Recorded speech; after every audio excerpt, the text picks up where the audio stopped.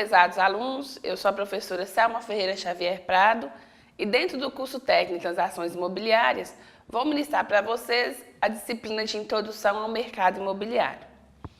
Nessa disciplina, vocês terão uma visão geral do mercado imobiliário e do perfil do profissional do corretor de imóveis, assim como da sua área de atuação e as oportunidades oferecidas pelo setor. Em nossa quarta e última aula, abordaremos os seguintes assuntos: o direito de propriedade, a locação, as oportunidades e as curiosidades do mercado imobiliário. Vejamos lá então nossos assuntos. Em nossas aulas anteriores, estudamos sobre as inovações do mercado imobiliário, a negociação, o contrato de compra e venda e finalizamos falando sobre a posse, os tipos de posse e seus efeitos. Iniciaremos a nossa aula de hoje fazendo um paralelo entre a posse e a propriedade, com o objetivo de uma formação para uma análise crítica. Vamos iniciar definindo o que é propriedade. Primeiramente, temos que ter a clara visão de que propriedade ele é um direito, é uma atribuição inerente à pessoa para exercer determinada ação ou omissão. É o mais importante e complexo direito real. Então, a propriedade é um direito real de usar, gozar, usufruir e dispor de um determinado bem, seja ele móvel ou imóvel, e de reavê-lo de quem quer que esteja injustamente o possuindo. O direito, então, à propriedade ele é muito parecido com o direito de posse. O direito à propriedade ele não é um direito absoluto, uma vez que no Brasil há limitações legais no tocante à propriedade, uma vez que o proprietário ele tem que dar função social à propriedade. Nosso ordenamento protege a propriedade a nível constitucional. Tanto a Constituição Federal do Brasil como o nosso Código Civil impõem a necessidade de atenção à função social da propriedade, inclusive tendo a desapropriação como sanção àqueles imóveis que não atendam a este requisito. Reza o artigo 5º da Constituição, no seu inciso 23, que a propriedade atenderá à função social. Isso é um dever, não um direito do proprietário. Sabendo disso, nós precisamos descobrir, então, quais são as espécies de propriedade. A propriedade, ela pode se manifestar conforme a reunião dos direitos da propriedade da pessoa do proprietário, ou conforme a duração daquela propriedade. Isso é, ela pode ser plena, restrita, perpétua ou resolúvel. Vamos analisar, então, o que são esses termos que foram falados. A propriedade ela será plena quando todos os direitos da propriedade se manifestarem na pessoa do proprietário. Ou seja, ela possua todos os documentos necessários que comprovem a aquisição do bem. É o registro da escritura pública no cartório de registro de imóveis. A propriedade ela será restrita quando os direitos ou poderes inerentes à propriedade estiverem ausentes ou forem limitados. Como exemplo, claro, nós temos o usufruto, o penhor, a hipoteca e a locação. A propriedade também poderá ser perpétua, uma vez que não é revogável e não é limitada pelo tempo. A propriedade resolúvel é aquela que no título de sua aquisição consta uma condição resolutiva, que pode ser extinta e só se tornará plena após certo tempo ou certa condição. É o caso que nós já vimos na aula anterior, da retrovenda, da alienação fiduciária e garantia. Essas são, então, as espécies de propriedades. Aí vocês podem me perguntar, professora, como acontece a aquisição da propriedade?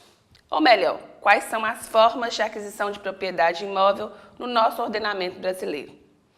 Vamos conhecer, então, como é possível se tornar dono de bens imóveis.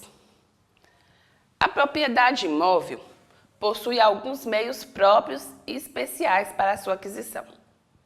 Dessa forma, são formas de aquisição da propriedade imóvel no Brasil. O registro, que é o registro da escritura, a cessão, a sucessão e a usucapião. Vamos analisar, então, o que são essas palavras dentro do direito de propriedade. O que é a aquisição da propriedade pelo registro de imóveis? É a forma de aquisição da propriedade imóvel por excelência, em que o ato de transmissão, ou seja, o título translativo, é registrado no cartório de registro de imóveis. Nós temos exemplos claros que é a compra, a venda e a doação. O que é a aquisição de propriedade por acessão? Ocorre quando a cessão, quando uma coisa se liga à outra por uma ação humana ou causa natural. O proprietário da coisa principal adquire a propriedade da coisa acessória que se lhe uniu ou incorporou. O nosso Código Civil cita quais são as causas de acessão. A cessão natural é quando acontece a formação de ilhas, está lá no artigo 1249. Tem também a cessão por o aluvião, que é o acréscimo paulatino de terras do rio, deixado naturalmente nos terrenos ribeirinhos. Com essas alterações climáticas que nós temos, os rios vão alterando seus níveis e aquela terra que vai ficando ali à margem do rio é o chamado aluvião. Está lá no nosso Código Civil, no artigo 1250. Tem também a avulsão, que é o desprendimento por força natural violenta de uma porção de terra que se vai juntar ao terreno de outro proprietário. Nós tivemos um caso muito sério no Brasil, que foi aquele deslizamento de terra que teve no sul do país. Aquilo é um caso de avulsão, pois as terras se movimentaram e passaram a tornar parte de outro terreno. Está lá no artigo 1251 do nosso Código Civil. E nós temos o alvéo, que é o total e permanente abandono do antigo leito. Trata-se do leito do rio que secou. Este rio seco torna-se propriedade do dono do terreno onde ele passava. Isso aí também está citado lá no artigo 1252 do nosso Código Civil. Já a cessão artificial é aquela que depende da ação humana, como a plantação e a edificação, que não é realizada pelo dono do imóvel. Adquire-se também a propriedade pela sucessão, que é o ato da transmissão dos bens do decujus, da pessoa falecida, para seus herdeiros. A herança, ela só será transmitida ao herdeiro ou aos herdeiros, independente do registro de imóveis, porém, existe a necessidade de posterior registro do formal de partilha, ou seja, no momento da morte, do falecimento da pessoa, os herdeiros já recebem automaticamente, não objetivamente, o direito de receber aqueles bens. Mas esse direito só é formalizado no momento do registro do formal de partilha no cartório de registro de imóveis. Há também a usucapião, que é uma forma de aquisição da propriedade, desde que pelo exercício da posse como se fosse dono, de modo manso, pacífico e contínuo e por um lapso de tempo fixado pela lei. Vejam que interessante esse vídeo bastante esclarecedor, com duração de 11 minutos, retirado do YouTube, com a advogada doutora Daniele Chess, sobre o tema usucapião.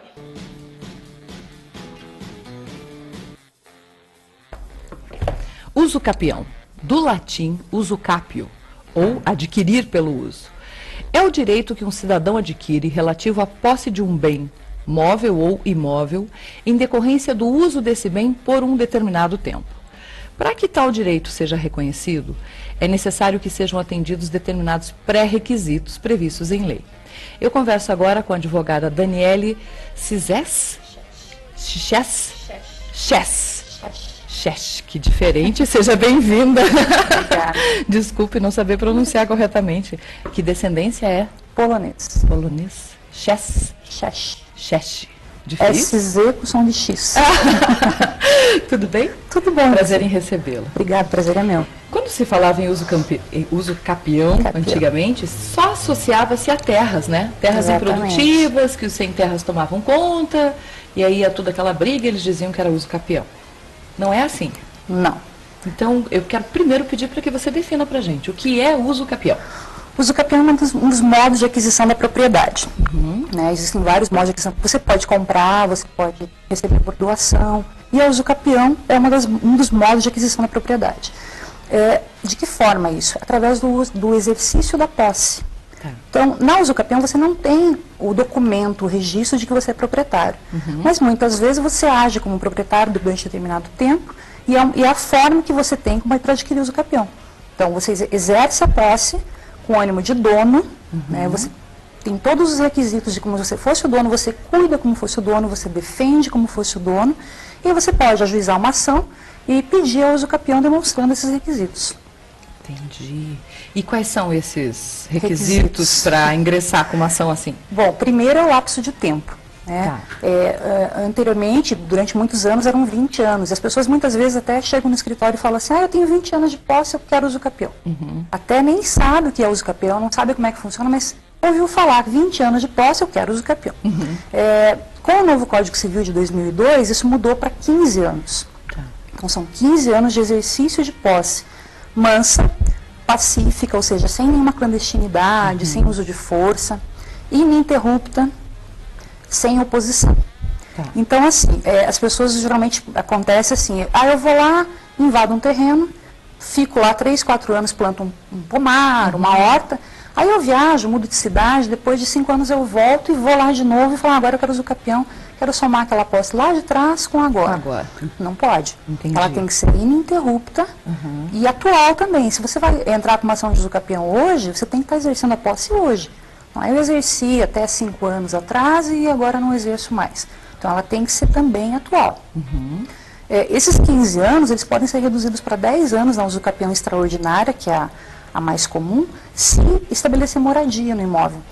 Então, se a pessoa foi lá e construiu uma casinha e há 10 anos ela mora lá e exerce a posse lá, também pode ser adquirido o usucapião com 10 anos, não mais com 15. Mas isso desde que ninguém tenha reclamado durante esse tempo. Ninguém tenha reclamado durante esse tempo. Então, é um exercício de posse ininterrupto e sem oposição. Se alguém for lá e demonstrar, você entrou no imóvel, daqui 1, 2 anos, alguém vai lá e, não, eu sou o proprietário deste imóvel, ele tem o direito de reaver a propriedade. Porque existe muito, né, doutora, assim, alguns casos que a gente ouve falar de usucapião e não tem nada a ver com má fé. A pessoa comprou aquilo de um terceiro ou de um segundo, não sei se está certo falar assim. Sim. Então ele entrou de gaiato, sem saber. O que mais ocorre é isso.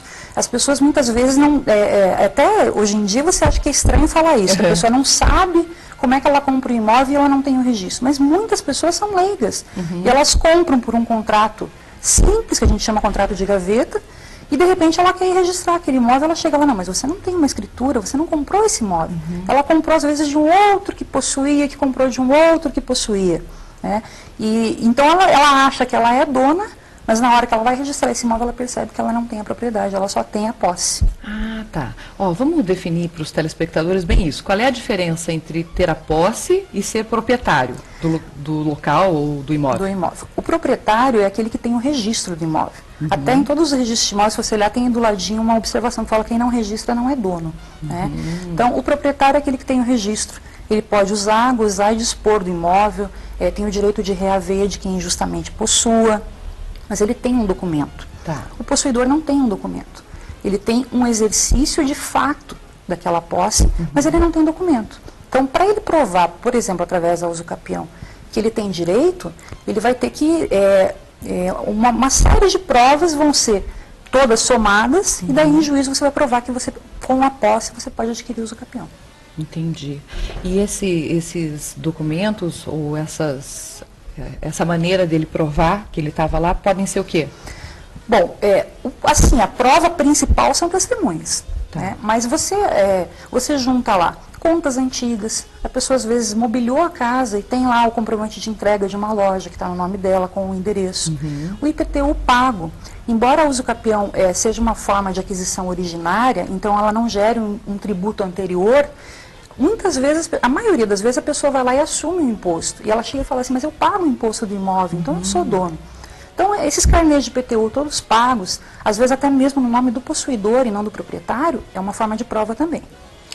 E como, desculpe interromper, mas como que o carnê do IPTU sai no nome da pessoa que está morando e não do proprietário? Muitas vezes, hoje em dia a prefeitura fala que não faz mais isso. Mas, assim, estou me comprometendo em falar. Faz. Faz, né? Faz sim. Eu já ouvi casos Já. assim. Então a pessoa chega lá, ela sabe que aquele imóvel está abandonado, ou então ela comprou através da posse, ela chega lá, às vezes com um contratinho, isso ocorria muito, era muito usual, e passava-se o carnê de IPTU para quem assumiu o imposto. Entendi. Então, muitos dos possuidores que pedem a ação de usucapião, eles têm o nome no imposto. Imagina. Tá, vamos supor que eu estou num imóvel há 15 anos, fui de boa fé, não tive a intenção de invadir nada que era meu. E assim, entrei com essa ação. Em quanto tempo leva para que isso se resolva ou para que realmente eu tenha o direito? Isso vai depender muito se a ação não tiver nenhum incidente processual. Então, muitas vezes a ação, no decorrer da usucapião, eu tenho até casos assim, em que um casal entrou com um processo de usucapião e, de repente, no decorrer da ação, um deles faleceu. Isso é um dos incidentes processuais. Como a usucapião, ela também, o sucessor, ele sucede também na posse, os filhos vão ter que entrar na ação, como herdeiros do pai falecido, neste exemplo, né? Então, isso já gera um transtorno, o usucapião para, precisamos daí ver se eles vão entrar como polo ativo e vão exercer o direito de usucapião ou vão, de repente, desistir em nome da mãe. Aí a gente precisa das declarações de anuência ou precisa que eles vão até o juízo e digam que eles estão desistindo. Então, depende muito. Em média, eu costumo falar para os meus clientes que é em torno de 2 anos. Tá. Difícil ser um pouquinho menos do que isso, porque é uma ação muito específica. Mas até não é tão demorado, né? A gente vê Tem ações visto de muitas coisas que vão 5, 10 anos. até que muito rápido, perto de outras ações. E cabe o usucapião em um bem não registrado no nome de ninguém, por exemplo? Cabe sim. Um dos documentos que a gente junta na ação de usucapião é a certidão do imóvel, do registro do imóvel. Essa certidão pode ser positiva ou negativa. Se ele não estiver registrado, você vai ter que ir até os ofícios de registro de imóveis da cidade, vai oferecer a descrição daquele imóvel e eles vão fornecer uma certidão negativa no caso de não ter registro. Então eles vão dizer que nas buscas, que geralmente são de 60 anos, as buscas que foram feitas, não existe no nome de ninguém aquele registro. Geralmente o juiz pede então o registro da gleba ou daquele loteamento, porque às vezes a pessoa faz o registro do loteamento e daí vende os imóveis e não é registrado cada um individualmente. Geralmente os juízes, eles têm requisitado muito que seja juntado pelo menos o documento da gleba. Entendi. Mas é possível, sim. Outra pergunta, doutora Daniele, que eu quero fazer, assim, que a gente já ouviu muitos casos, principalmente em cidades do interior, etc. Vamos supor, a família tem uma chacrinha ou um imóvel rural pequeno e um dos herdeiros é que mora e administra. Os pais falecem e aí, claro, todos os herdeiros querem entrar na briga por aquilo. O que já estava morando lá e cuidando do imóvel pode requerer usucapião mesmo sendo herdeiro ou não? Poder pode, mas é muito difícil de ser reconhecido, porque a ação competente para esse tipo de situação é o inventário. Tá. Acontece muitas vezes que às vezes os irmãos se separam, desaparecem, ninguém sabe para onde foram, e você for entrar com um inventário, ele pode durar de 10, 15, 20 anos, principalmente se forem herdeiros ausentes. Então, entra com ação de usucapião e muitas vezes é possível, desde que sejam sempre citados, se souber o endereço, ou citados por edital, ou seja, chamados ao processo aqueles herdeiros. Mas não é usual. A ação competente é a ação de inventário. Tá. Não dá para misturar, Não dá são para duas misturar. ações diferentes. Exatamente. Olha, eu acredito que vocês devem ter ficado também com várias dúvidas. Eu também gostaria de fazer várias outras perguntas aqui. A gente pode passar um telefone do escritório, se alguém quiser marcar uma consulta Claro, ou esclarecer? pode sim. É o 3028-0704. Tá. Eu estou disponível, se alguém quiser fazer alguma pergunta também por e-mail, pode passar para vocês e eu respondo, sem problema nenhum. Ah, legal. Você está com essa preocupação aí? Não sabe se você tem direito legal ao imóvel que você está usando? Envie um e-mail para a gente ou liga para o escritório e eu tenho certeza que a doutora Daniele vai ter o maior prazer em responder a vocês. Conversei aqui com a advogada, a doutora Daniele. Ai, xexe. Eu vou aprender. Vou trazê-la várias vezes e aí ok. a próxima prometo que eu não erro. Muito obrigada pela sua Obrigada a presença. você. Tenha uma excelente semana, tá? Obrigada para você também. Obrigada. Gente, a gente acha que isso não acontece, mas acontece muito, principalmente em cidades que estão em expansão, como é a nossa. Aquela casinha que ficava lá distante, num bairro que hoje está crescendo, pode ser motivo sério para uma ação legal. Fica atento, tá bom? Muito interessante esse vídeo, não? Dessa forma, vistos os modos de aquisição da propriedade, vamos nesse momento agora iniciar os estudos dos modos da perda da propriedade. Em geral, aos modos de aquisição correspondem modos de perda, pois, enquanto uns adquirem, outros perdem. Desta forma, a perda da propriedade é fato que põe fim à relação que liga o proprietário à coisa. A perda da propriedade poderá ocorrer pela alienação, pela renúncia, pelo abandono, pelo perecimento da coisa e pela desapropriação. O que é alienação? Alienação é o ato da entrega da propriedade para outro em razão da realização de um negócio jurídico, como a venda da propriedade imóvel. Para que tenha efeitos jurídicos, é necessário o registro do ato no cartório do registro de imóveis, como já foi falado e confirmado em várias aulas. A renúncia, o proprietário unilateralmente abre mão da propriedade da coisa expressamente, ou seja, ele faz um documento anunciando a renúncia daquele bem. Já o abandono também é um ato unilateral em que o proprietário abre mão da coisa, porém ele não é realizado expressamente, ou seja, a pessoa simplesmente abandona determinado bem. Já o perecimento da coisa acontece quando a coisa deixa de existir. Tem-se por consequência o desaparecimento de todos os direitos relativos àquela determinada coisa.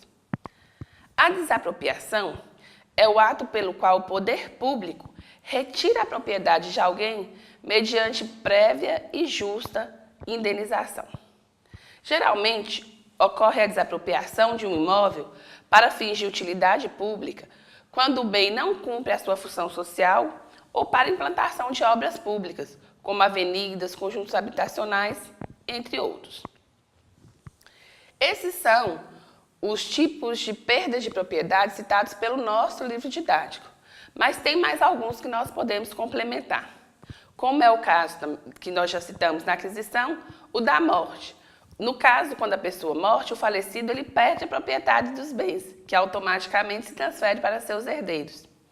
No caso da usucapião também, que também é um modo de aquisição da propriedade e também um modo de perda de propriedade, porque a pessoa que está perdendo o seu bem para a pessoa que solicitou o usucapião, ela está perdendo, então, o direito à propriedade.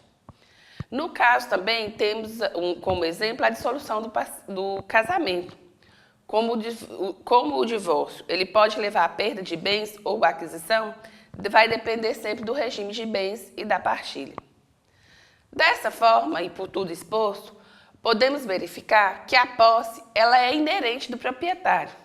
Todo proprietário ele tem que ter a posse ou a manutenção daquela posse. Mas a propriedade ela não é inerente da posse. Ambas, tanto a propriedade como a posse, estão umbilicalmente associadas, podendo até ser requisito, uma, no caso a propriedade, ser consequência da outra, da posse, como nos casos de usucapião. Só pode requerer usucapião aquela pessoa que comprova ter a posse de determinado bem, seja ele móvel ou imóvel. É muito importante, é primordial para o profissional do ramo imobiliário saber identificar e distinguir os dois institutos para dar maior segurança nas suas negociações. Passemos agora para o estudo do contrato de locação. Primeiramente, precisamos saber o que é locação. Locação é o ato de locar, alugar, arrendar. Deste modo, o contrato de locação é o contrato pelo qual o locador se obriga a conceder ao locatário, temporariamente, o uso e gozo de uma coisa infungível mediante certa retribuição. Depois do contrato de compra e venda, o contrato de locação é o contrato mais usado na nossa sociedade. O contrato de locação, dentro das normas de direito atuais, abrange a locação de bens móveis, locação de imóveis rurais e imóveis urbanos. Hoje em dia, aluga-se carros, casas, quartos, apartamentos, roupas, vestidos de noiva, filmes, fazendas, cadeiras de rodas, muletas, diversos objetos. Dessa forma, o contrato de locação ele tem um tipo, um formato. Qual que é, então, o formato do contrato de locação? Ele é um contrato bilateral, pois ambas as partes têm direitos e deveres.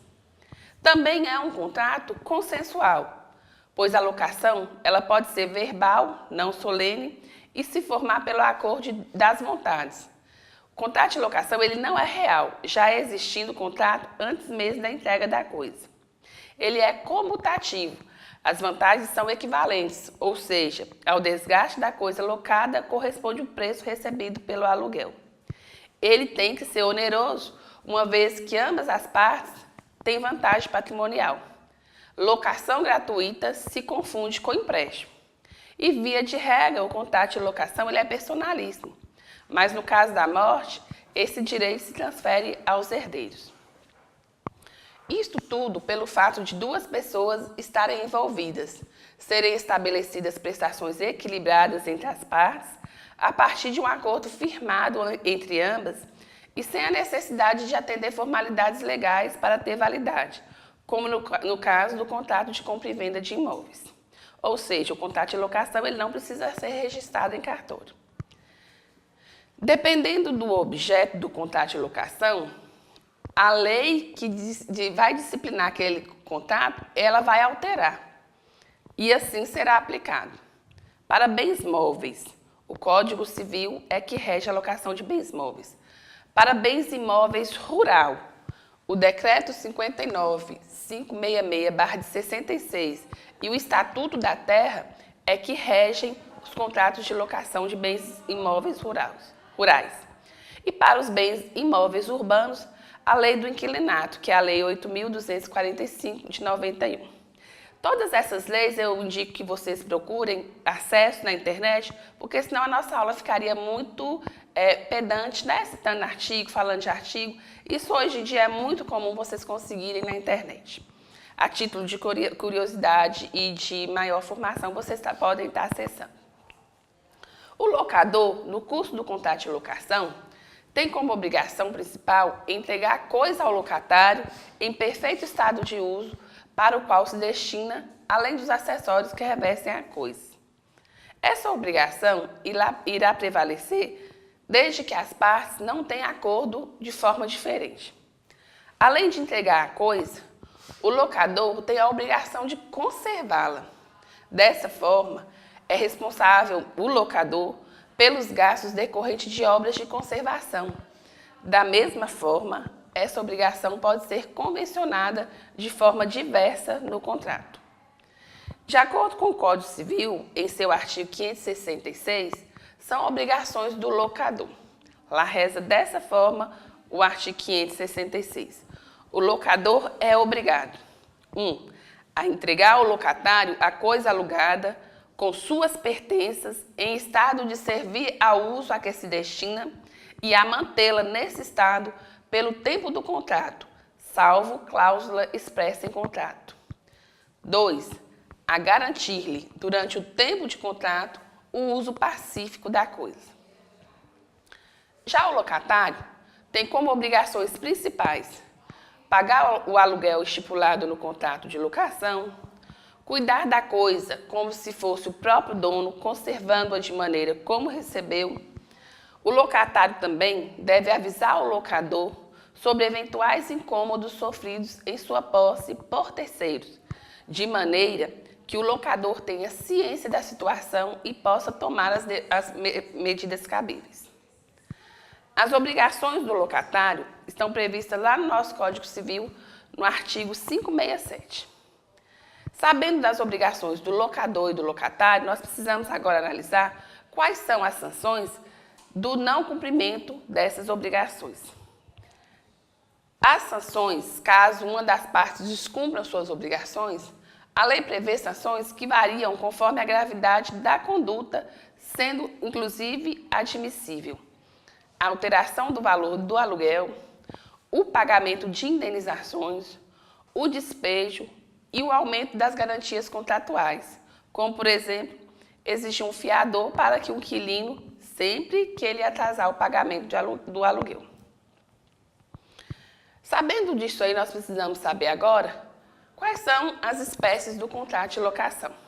Isso é muito simples. Os contratos de locação, eles podem ser residenciais e não residenciais, sendo que os residenciais podem ter o prazo de 30 meses ou mais, ou prazo menor que 30 meses. E ainda, os de prazo indeterminado e os por temporada, com prazo não superior a 90 dias. E os não residenciais, que são os comerciais, os comuns ou civis, destinados à escola, hospitais e asilos, para empregados ou dirigentes de pessoa jurídica. A locação de bens imóveis pode ser de todo ou em parte, podendo compreender a locação de uma casa ou de apenas um muro ou uma fachada com intuito publicitário. Vejam que interessante essa dica, que foi retirada de um vídeo também do YouTube, do Fórum Imobiliário Tira Dúvidas, de apenas 50 segundos, sobre o tema: qual é o tempo de contrato de aluguel? Qual é o tempo do contrato de aluguel? É 1 ano ou 30 meses?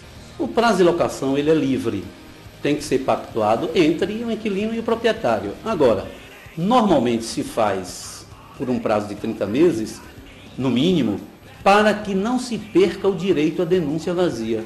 Ou seja, o direito que tem o proprietário de pedir esse imóvel de volta quando esse contrato termina, sem uma justificativa.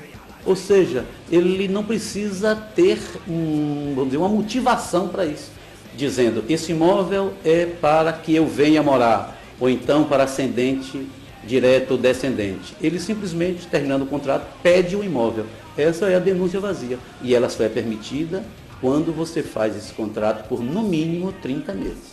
Muito interessante essa dica, né? Dessa forma, a lei de locação prevê que, na hipótese de negociação de um imóvel durante o contrato de locação, será garantido ao locatário o direito de adquirir o imóvel em igualdade de condição com terceiros. É o tão conhecido direito de preferência. O que quer dizer isso?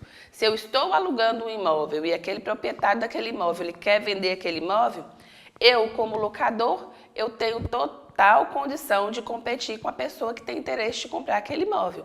Eu também posso e a mim também deve ser oferecido aquele imóvel. E as garantias? Como que funcionam as garantias dentro do contrato de locação? O artigo 37 da Lei de Locações estabelece como garantias do contrato de locação, ou seja, no contrato de locação, pode o locador exigir do locatário as seguintes modalidades de garantia: caução, que é o depósito do valor, que fica ali guardado para, no caso do locatário não pagar o aluguel, o locador poder retirar aquele valor. A fiança, que é indicar pessoas que, no caso da inadimplência do contrato de aluguel, aquelas pessoas responderão por essa dívida. O seguro de fiança locatícia e a cessão fiduciária de cotas de fundo de investimento. E a extinção do contrato de locação, como é que ela acontece? São causas de extinção ou encerram o contrato de locação: o distrato, que é quando as partes concordam com o fim do negócio e a devolução da coisa; a retomada do bem, que em algumas situações a lei confere o direito ao proprietário de retomar o bem do locado; o vencimento do prazo do contrato. Com o término do prazo acordado no contrato, a parte deve entregar o bem a seu proprietário. Caso o bem não seja entregue, o proprietário mantenha-se silente, reputa-se prorrogado o contrato. Ele passa a ser contrato por tempo indeterminado. Resilição contratual ocorre quando uma das partes contratadas incorre no inadimplente contratual, ou seja, ou deixa de pagar o aluguel ou o locador deixa de fornecer a coisa adequadamente. Existe também a perda da coisa, quando a coisa que é objeto de locação se perde ou é destruída. O contrato de locação nesses casos tem seu término em razão da perda do seu objeto. E o que já falamos, pela desapropriação, quando ocorre a emissão de posse pelo ente da administração pública, né, o contrato de locação ele será extinto. Esses são, então, os atributos do contrato de locação, que é uma ferramenta muito utilizada pelo corretor de imóveis, uma vez que a locação é uma das áreas mais produtivas do setor imobiliário. Por isso, é fundamental ao técnico de transações imobiliárias conhecer as regras que regem esse instituto. Passemos agora ao próximo tema da nossa videoaula, que são as oportunidades no mercado de trabalho. Como já estudado nas aulas anteriores, a atual realidade do mercado imobiliário brasileiro é fruto das mudanças, das alterações e das adaptações que a economia sofreu. Vamos analisar alguns motivos do surgimento de oportunidades imobiliárias no Brasil. São mudanças que ocorreram no mercado imobiliário. A principal delas, a inicial, é a mudança no perfil das famílias. A mudança no perfil da população brasileira é um importante fator para manter o potencial de crescimento do mercado imobiliário. O mercado ele vem se adaptando a essa mudança, oferecendo imóveis mais compactos, com espaços menores e mais práticos, em virtude da redução no número de componentes da família. Houve também alteração na infraestrutura imobiliária. Essa mudança no perfil familiar trouxe como reflexo o investimento na infraestrutura imobiliária, com a criação dos condomínios de baixa, média e alto padrão. Houve também o aumento e facilitação nas linhas de financiamento. O crescimento no número de financiamento e facilidade de crédito no mercado, os programas sociais do governo, que ofereceram incentivo ao primeiro imóvel, alavancaram oportunidades e negociações no mercado imobiliário. Também houve uma mudança muito grande no mercado, que foi o crescimento da classe C. Com o aquecimento da economia, as famílias passaram a ter melhores condições financeiras e migraram economicamente para a classe C, que é caracterizada pelo aumento no consumo. Houve também mudanças na engenharia civil. Ela passou a ser uma engenharia civil avançada, flexível e personalizada. Por quê? Para se adaptar ao novo mercado, que foi se configurando à medida do tempo, as novas construtoras imobiliárias, elas precisaram se modernizar os processos de construção civil, buscando reduzir ao máximo os desperdícios e maximizar os lucros nos empreendimentos. Também os empreendimentos, eles precisaram ser moldados de forma flexível, para atender ao máximo os desejos e necessidades dos novos clientes. Com base nisso, surgiram duas estratégias genéricas que podem ser adotadas. A primeira é a estratégia para atender o varejo, que são as classes maiores, que são as classes C, D e E. As empresas construtoras, elas devem se preocupar com imóveis de baixo custo operacional, padronização nos processos e com a repetição dos modelos imobiliários, as tão chamadas casas populares, E para atender os clientes personalizados, que são a classe A e B, as empresas devem focar em imóveis diferenciados, com valor agregado nos produtos e serviços e com diferenciais competitivos. Dessa forma, portanto, o corretor ele deve analisar o mercado e estar preparado para se adaptar às mudanças que ocorrem. Também ele deve analisar que as novas construtoras imobiliárias elas precisam se modernizar os processos de construção civil, buscando reduzir ao máximo os desperdícios e maximizar os lucros do empreendimento. Vejam que interessante essa reportagem, que é muito atual, retirada de um telejornal da Globo, também do site do YouTube, com o tema Mercado Imobiliário 2014. A duração é de apenas 2 minutos e 52 segundos. E nos últimos 2 anos, os preços dos imóveis subiram menos. Mas não adiantou muito não, porque o mercado imobiliário ainda está muito valorizado. Tem até um levantamento do Banco Central agora mostrando isso. Então vamos voltar até Brasília. Juliana, tem aqui uma valorização média de 150%. Os imóveis mais que dobraram de preço. Tem que esperar, não é a hora de comprar ainda, né?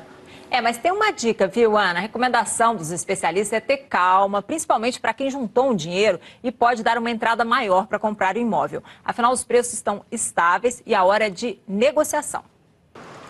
O cálculo leva em conta os valores dos financiamentos dos imóveis. Pelos dados do Banco Central Brasileiro, de 2008, quando começou a crise financeira mundial, até setembro do ano passado, os imóveis residenciais tiveram uma valorização média de 155%.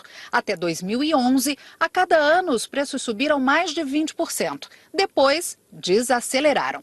Comparando os valores de janeiro de 2013 com os de 2012, a valorização foi de 10%. Márcia comprou o apartamento dela aqui em Brasília há 17 anos. No fim do ano passado, decidiu morar no Rio de Janeiro. Quando fez a avaliação do imóvel, viu que ele tinha valorizado quase 1000%. Mas não foi páreo para o Rio, onde os preços estão ainda mais altos. A gente conseguiu um preço bom no nosso apartamento.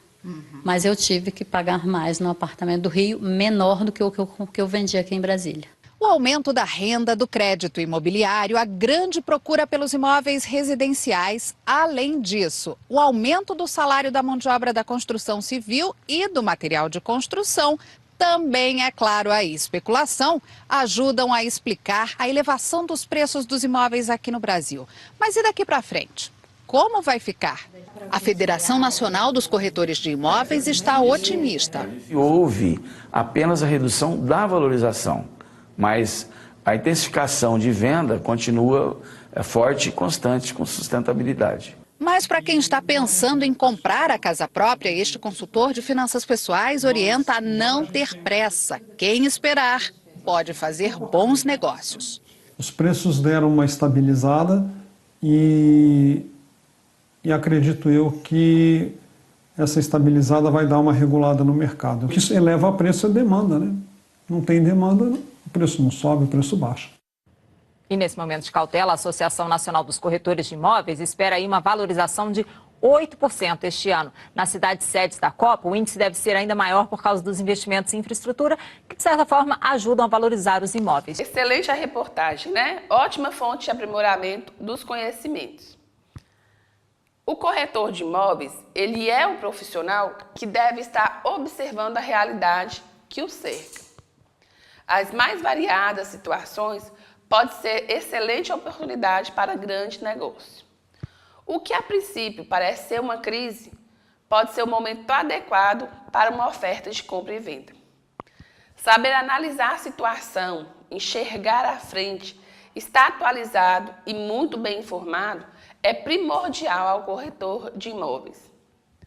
Cada localidade, cada cidade, cada região ou distrito, ele tem peculiaridades e características específicas que serão o diferencial nas negociações. Saber adequar essa necessidade, a necessidade do cliente, ao modelo do imóvel a oferecer é muito importante para o corretor. Sabendo disso, nós precisamos saber agora e analisar qual que é o perfil dos corretores de imóvel no Brasil. Segundo a Associação Brasileira de Defesa dos Corretores de Imóveis, quase 70% dos inscritos nos conselhos regionais estão há menos de 10 anos na atividade e apenas 16% têm vínculos há mais de 10 anos e menos de 20 anos. O site ABCI, que é da associação já citada, ele informa ainda que os profissionais que se declaram com formação superior passaram de 51% em 2005 para 53,5% em 2012. Ou seja, os profissionais estão se especializando. Os corretores de imóveis do gênero masculino representam ainda a grande maioria. Porém, nos últimos anos, a presença feminina ela aumentou de 21% em 2005 para 33% em 2013.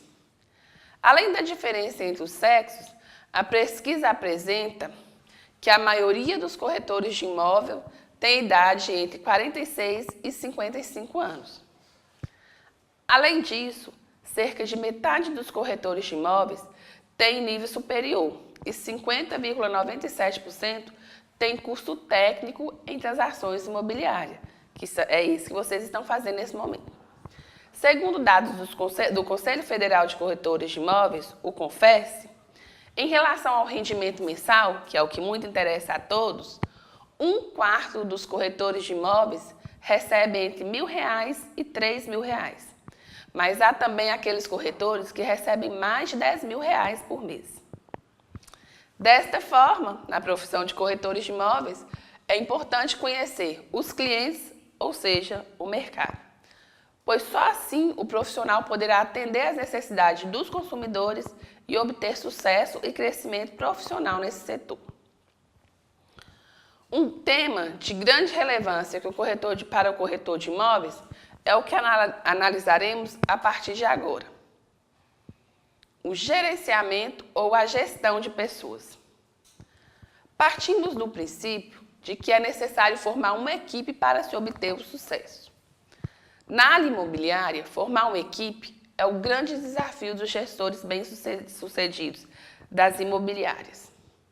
Formar uma equipe de trabalho competente é um papel fundamental para uma imobiliária. As pessoas, elas estão presentes em atividades e processos importantes na gestão da organização. Mas, afinal, o que é uma equipe de trabalho, professora? Segundo Rodermel, que é um estudioso, em uma equipe de trabalho existe claramente a ideia de reunião de pessoas com propósitos determinados, apresentando um comprometimento coletivo com os objetivos propostos. É como se cada um fizesse parte de uma corrente e a força e a aderência é que mantém os elos da corrente unidas. Antigamente, as equipes elas eram formadas exclusivamente por pessoas com as mesmas especialidades. Isso mudou. Atualmente, busca-se a formação de equipes multidisciplinares, multifuncionais, que mantenha interface entre os componentes, nas quais os conhecimentos podem ser repartidos com intercâmbio de conhecimentos e cooperação entre as diversas funções, ou seja, um complementa a função do outro. Isso enriquece muito o trabalho e fortalece os resultados. Outra evolução das equipes é o foco em trabalhos descentralizados, em que cada corretor de imóveis tem a possibilidade de tomar decisões operacionais e gerenciais, visando sempre a satisfação do cliente. Dessa forma, a gestão de pessoas tem por objetivo organizar e interagir com os indivíduos envolvidos nos processos imobiliários, utilizando todas as potencialidades dos envolvidos, de forma que o resultado final represente efetivamente o esforço das pessoas. Tanto na área imobiliária como em outras áreas, as pessoas representam o recurso mais importante do sucesso de uma organização. Os resultados apresentados estão diretamente relacionados com as habilidades das pessoas envolvidas naquele processo. O planejamento da gestão de pessoas envolve a identificação e o registro de aptidões e quantidade de pessoas necessárias para determinado processo, bem como a definição das atribuições de cada função, as responsabilidades e o vínculo das pessoas com as atividades desenvolvidas. O desenvolvimento da equipe requer uma atenção especial para que os envolvidos priorizem o trabalho em equipe e o progresso profissional. Por se tratar de pessoas, algumas especificidades devem ser consideradas, especialmente no que diz respeito à motivação e busca de resultado, porque o resultado só é possível com a motivação. O fator de maior importância para o corretor e de mais envolvidos nesse processo é o relacionamento entre os funcionários e principalmente com o cliente. Assistam a esse vídeo retirado do YouTube do site Sou Corretor de Imóveis com duração de 7 minutos e 49 segundos sobre o tema As oportunidades do mercado imobiliário.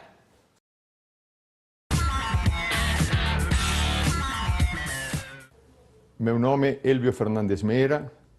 Eu comecei como corretor de imóveis com 18 anos de idade. Já completei os primeiros 50 anos de profissão e realmente estou muito feliz da profissão que eu escolhi. Por quê? porque eu trabalhava em um banco, um trabalho bem legal, bem agradável em Montevideo, e eu me sentia um pouco explorado, eu achava que eu tinha algum atributo a mais que o banco não estava reconhecendo naquele momento. Eu pensei, puxa, como que eu posso dar o verdadeiro valor à minha capacidade? Onde que eu vou encontrar quem reconheça isto? Aí, o meu pai me mostrou um anúncio de jornal que falava que procuravam corretores de imóveis. Aí me apresentei e eu escolhi que aquela era a profissão para meu futuro. Por quê? Porque no primeiro mês que comecei a trabalhar, eu já vendi 6 imóveis. Ou seja, a minha mãe me ajudou, meu pai me ajudou, a minha família se envolveu, todo mundo fez daquela operação uma operação que me colocou em uma nova profissão. E essa profissão eu estou até hoje. Me livrei do salário, me livrei de sentir-me explorado pelo meu patrão e passei a ter que organizar e tomar atitudes.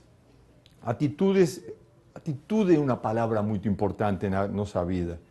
Atitude de organizar uma agenda, de organizar um registro de clientes, de programar os meus horários, de programar as minhas visitas. E essas visitas são pessoais. Eu sempre fiz visitas pessoais, porque o que importa é olhar nos olhos das pessoas. Nós temos que olhar olho no olho. E aí, o que nós conseguimos? Uma relação de confiança. E quando temos uma relação de confiança, o nosso negócio cresce, o nosso negócio progride, o nosso negócio vai bem. Porque com confiança, um cliente indica outro cliente. E isto forma uma bola de neve altamente positiva. Vocês já imaginaram quantos amigos que a gente faz em uma profissão como a nossa? Muitos. Independente de qual é a profissão sua atual, onde que está trabalhando, se é num hospital, se é na advocacia, se é na engenharia, no que for. Na hora que passa a ser corretor de imóveis, agora eu sou um empresário. Agora sou um empresário, agora eu vou estar administrando a minha capacidade. Vou estar administrando os meus talentos, vou estar administrando toda a minha experiência anterior, todo o relacionamento que eu conquistei na vida, todo esse relacionamento eu vou colocar a funcionar no mercado imobiliário. Não importa se eu estava num hospital, todos os colegas do hospital vão ser meus sócios, todos me vão estar mandando clientes. Se eu trabalho num banco, todos os clientes do banco também são meus sócios. Eu vou envolver todos eles. Eles poderão ser meus clientes ou poderão estar me enviando clientes. Não é fantástico?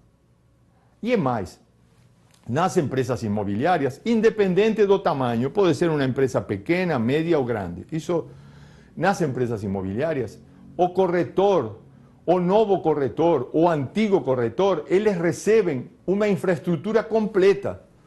Local, telefones, cafezinhos, listas de clientes, tudo para poder crescer. E é mais, recebe todo o apoio para oficializar-se como corretor de imóveis perante o CRECI.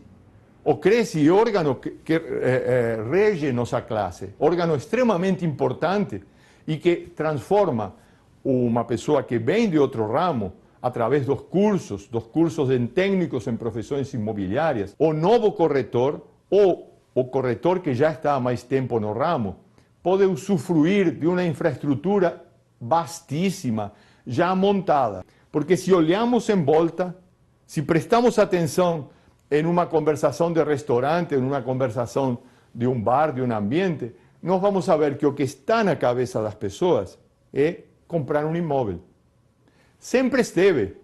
Mas hoje em dia, isto é muito mais fácil. Por que é muito mais fácil? Puxa, os juros diminuíram, os prazos se esticaram.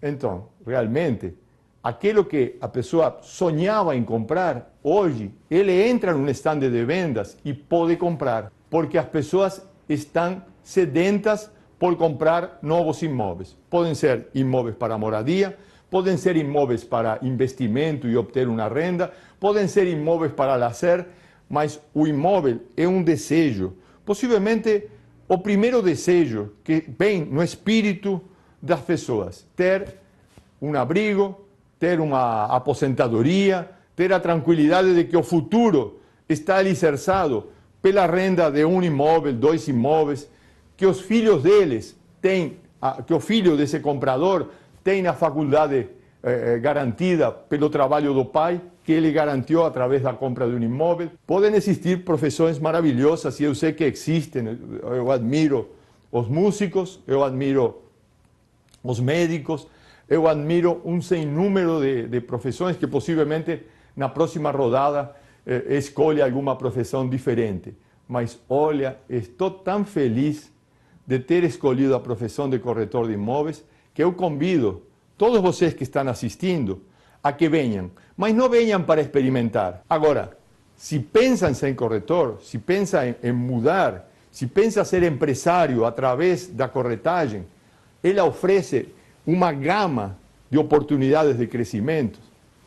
Eu vi entrar aqui corretores nossos, que hoje são nossos diretores. Estas pessoas ganham entre 25 mil e 100 mil por mês. Mas não é que ganham um mês, ganham todos os meses. São pessoas que hoje dirigem 200, 300, 500 pessoas que trabalham em vendas. E eles estão ajudando essas pessoas a crescer, a progredir na vida. Eles estão não só ganhando dinheiro com o que fazem, como estão fazendo uma missão muito importante, que é transmitir os seus conhecimentos para outros seres humanos, que vão a transmitir por sua vez para outros. Não é bonito isto? Não é algo que está a seu alcance? Solte tudo o que está fazendo e comece como corretor de imóveis. Escolha a empresa que quiser. Nossa profissão é uma profissão perfeitamente estruturada. Possivelmente, nós estamos com uma das melhores estruturas dentro do mundo em matéria de lugar seguro para um profissional estar protegido em todos os aspectos da sua profissão. Podem vir, que estamos esperando vocês de braços abertos.